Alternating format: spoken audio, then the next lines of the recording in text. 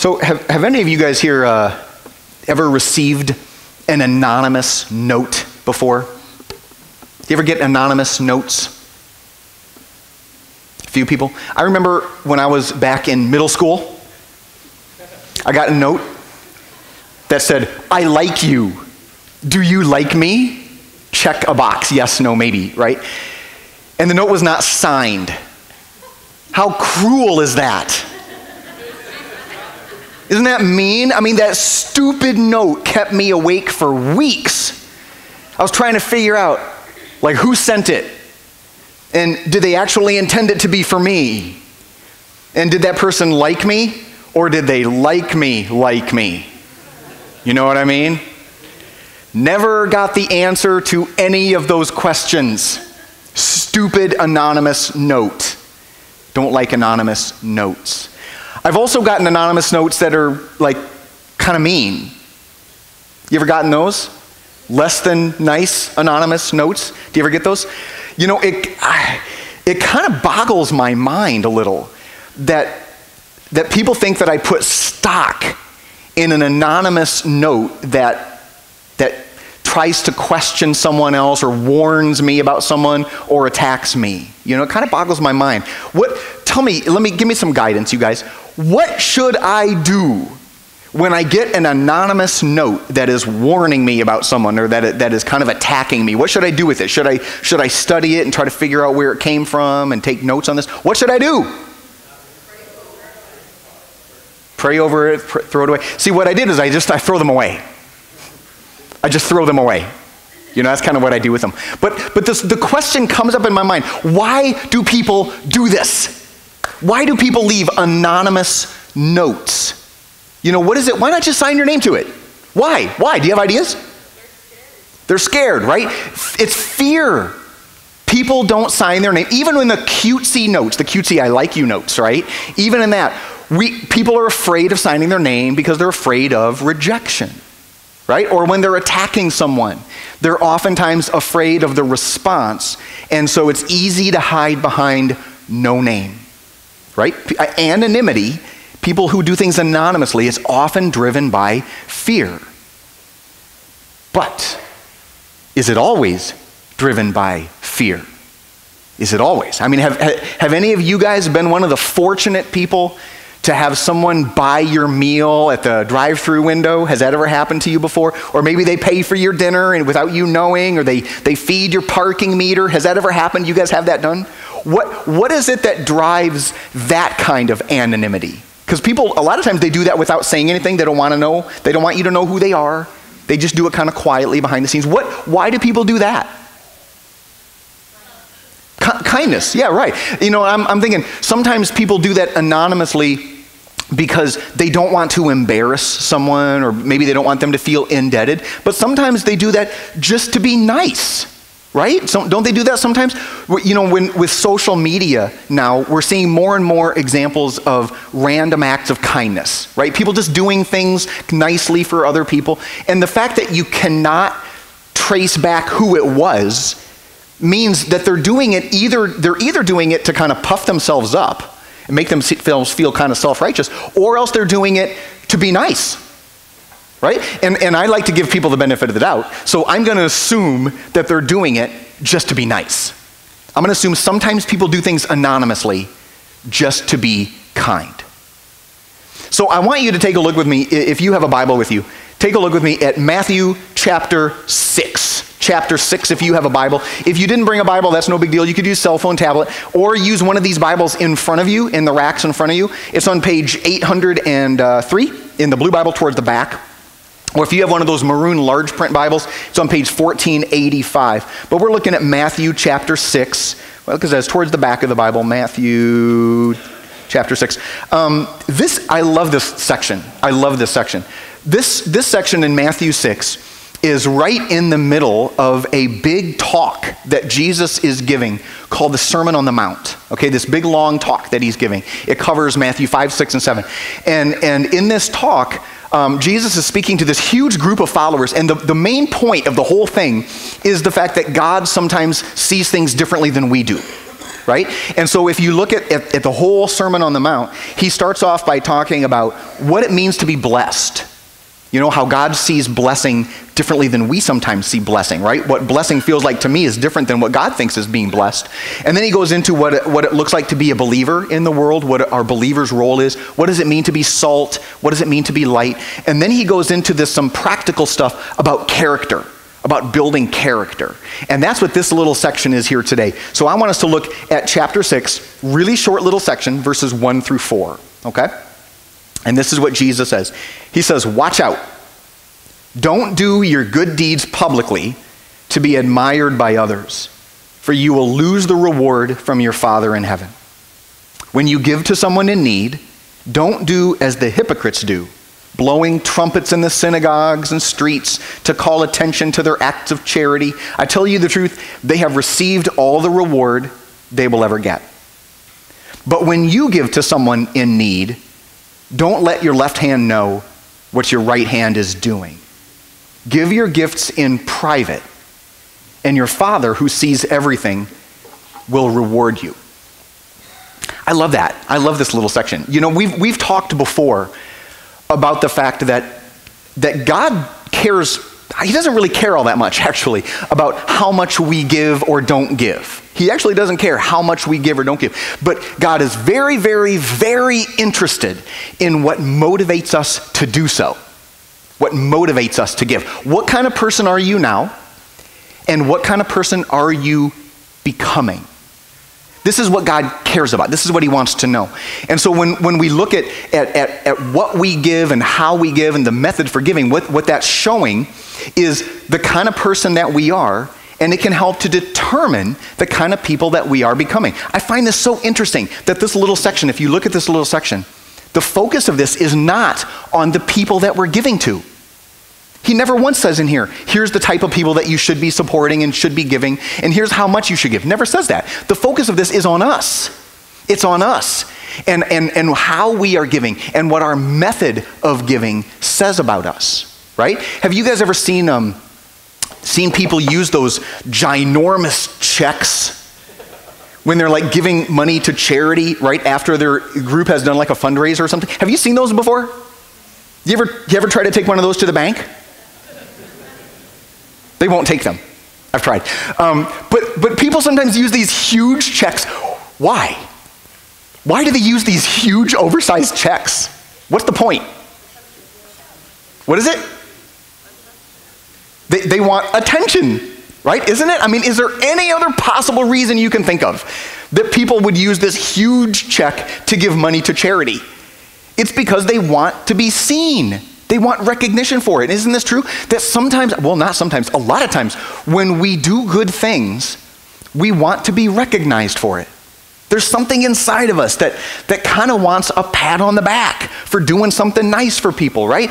And what Jesus says in this little tiny section here, what Jesus says is that when we are seeking recognition for the good things that we do, when we are seeking praise for those things that we do, what we're doing is we're transforming ourselves into the kind of people who seek affirmation from others.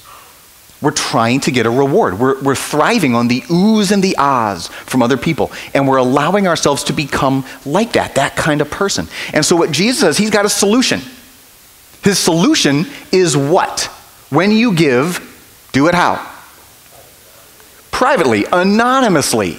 Do it anonymously. Don't let your left hand know what your right hand is doing, he says, right? Don't let your left hand know what your right hand is doing. Do it secretly. Do it privately. Do it anonymously. When he talks in this other section, he talks about fasting, which is going without food to connect with God. He talks about praying. He says the same thing. He says, hide it.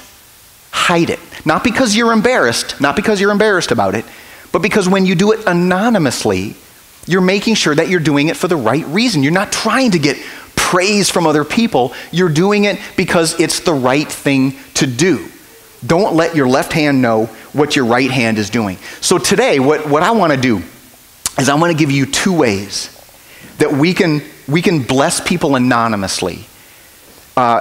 Two ways that they're going to make a difference in other people. It helps people when you do this anonymously. But what it really does is it helps make a difference in you when we learn how to give anonymously, okay? Darren mentioned a little bit ago, and Dick mentioned last week, that we've got someone in our church who is going through this a hard time, right? This is someone that has hit a wall in terms of hope, in terms of answers, in terms of avenues for help. This person is kind of out of options. Now let me ask you, what does the body of Christ do in a situation like that? What do we do? Huh? What?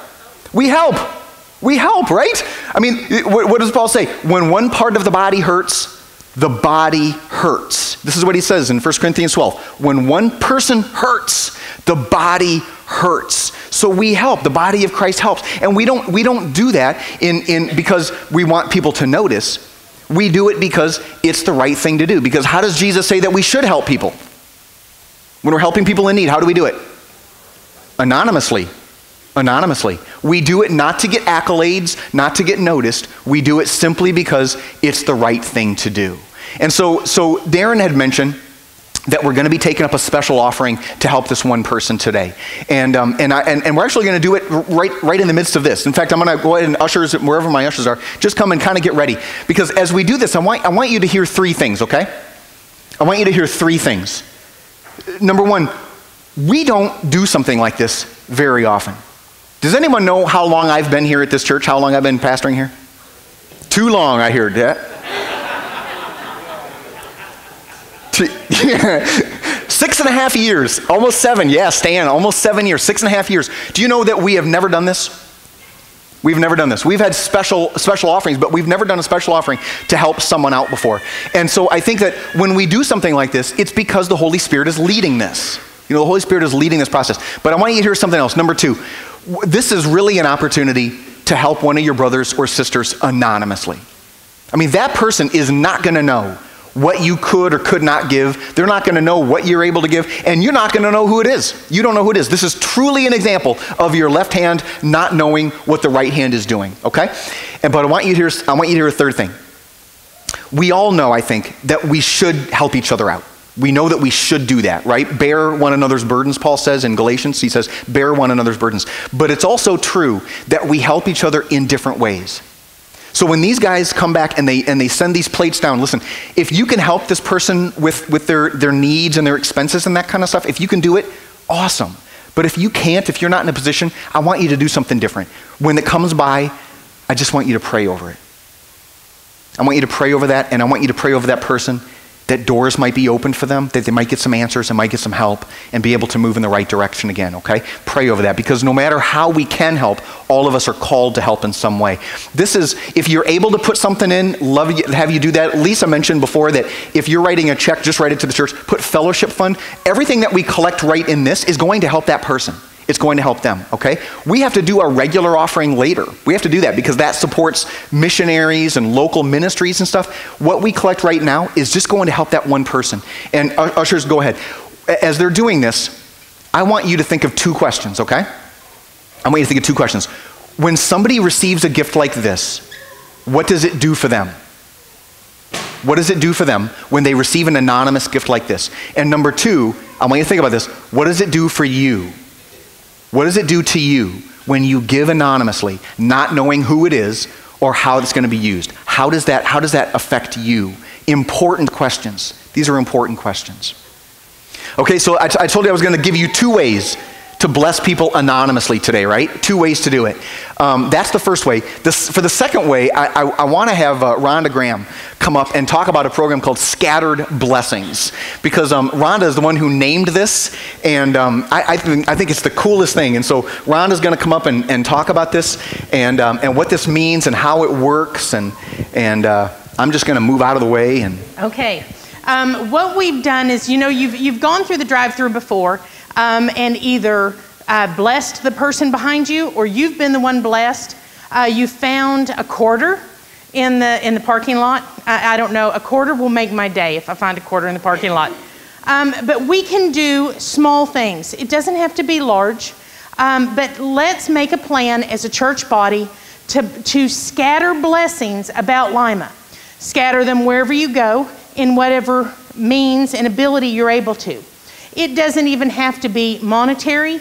It can be helping your neighbor cleaning up their lawn, taking out their garbage, whatever it is. But we've come up with these cards that whenever we leave a blessing anonymously, it doesn't have our name on it, but it does have the information of the church. On the front is a picture of our church. Our church is one of the most recognizable churches in this community. It has the contact information, and on the back, it says, just as salvation is a free gift through Jesus, so is this small blessing. Pastors Rob and Cindy White and the family of First Baptist Church. Then at the bottom of the card, there's a scripture verse, which is John 8:34 and 36. Jesus replied, I tell you the truth. Everyone who sins is a slave of sin. So if the Son sets you free, you are truly free. People are in need of freedom. People are in need of blessing. And if you can lighten their load, whether it be through paying for their dinner, the person behind you. I had a lady chase me down once. I paid for her dinner. She wanted to know why. And she had lost her job. I didn't know that. I had no idea. But the Lord does things like that. He puts us in a place. So this is a card to be able not only to direct people to the fact that they are given a free gift. We're not out for anything. There's no reason we did it other than to share Christ. And the Lord says that His word goes out and it doesn't return void. It accomplishes what He wants accomplished. So we need to scatter blessings and we need to scatter seeds where we can. So I invite you all, whether it be $1 in a Redbox movie, whether it be $20 on a bag of dog food at Christmas time, whatever it is that you can do, whenever you can do it, pay for a coffee. There's lots of ideas. I have friends that leave artwork around town with notes. Anything that you make, anything that you create, a card of encouragement just left wherever. These things are blessings. What would pick your day up will pick up another person's day. And when you're at your lowest, lift someone else up. So we want to scatter blessings. I hope that y'all join us. Thank you so much, Rhonda. You know, it was so funny because I talked to some of our members of our youth group this last week about ideas. I said, I want you to brainstorm ideas on what we could do with these scattered blessings. And it was so cool listening to what they were talking about. They talked about helping homeless people. And they said, you know, maybe we could get some clothes for them or some food or some supplies and give it to them along with the card as a blessing. And they talked about ways we could do this maybe in grocery stores where, you know those self-checkout lanes? They thought, what if you leave just a small amount of money by the self-checkout lane along with one of these cards as a way to bless someone? Or they talked about writing a note, like an encouraging note, an uplifting note. Don't sign anything to it, but leave it with this card and put it in people's lockers at school or put it on their desk at work. They talked about washing people's cars, washing their windshield, and put this card on there as a blessing. And you know, when you kind of think about, when you start brainstorming, you really do start to see what Rhonda said is true. It doesn't really matter how much money or how little money you spend because there's so many ways to do this that don't cost anything. You know, how can you bless somebody with your time? Think about that. How can you bless someone? If you had an hour to give to someone, how could you bless them with it? How could you bless somebody with your service? What could you do for them that would bless them? How could you bless someone with your love, with your words, with your acceptance? You know, how could you bless people? Just brainstorm. Now listen, Rhonda mentioned these cards. There's a whole bunch of these on the back table. We want you to take these and we want you to use them. Please take these. When I go back at the end of the service, I want them gone. All right? But I want you to use them. Listen, don't just hand these out. Don't hand them out to people. Connect it to a blessing. Think about some way that you can bless someone. The card, we're not trying to advertise the church. We're not. We're not actually trying to grow the church with this. We're trying to find ways to bless people. And all the card does is it tells people where they can go if they want to know more about the God who has blessed them through us. All right, so take a whole bunch of these. Find ways to bless people. There's no right or wrong. You know what we would love? Share ideas with us. What are you doing with them? Just jot down some notes. What are you doing? Rhonda mentioned Redbox. She posted this picture of somebody who had, you guys know Redbox, the little movies that you get out of there. Somebody had gotten a Redbox movie and inside was tucked like 2 or 3 $1 bills with a little note that said, "Snacks are on us." It wasn't signed or anything. I thought, how cool that is. That's exactly what this kind of thing is for. So just brainstorm some ideas on things because our goal is to help people. But you know what you're going to find? is that as you're doing these things, as you're finding ways to do this, what happens is you yourself are being transformed into the kind of person that looks for ways to bless others.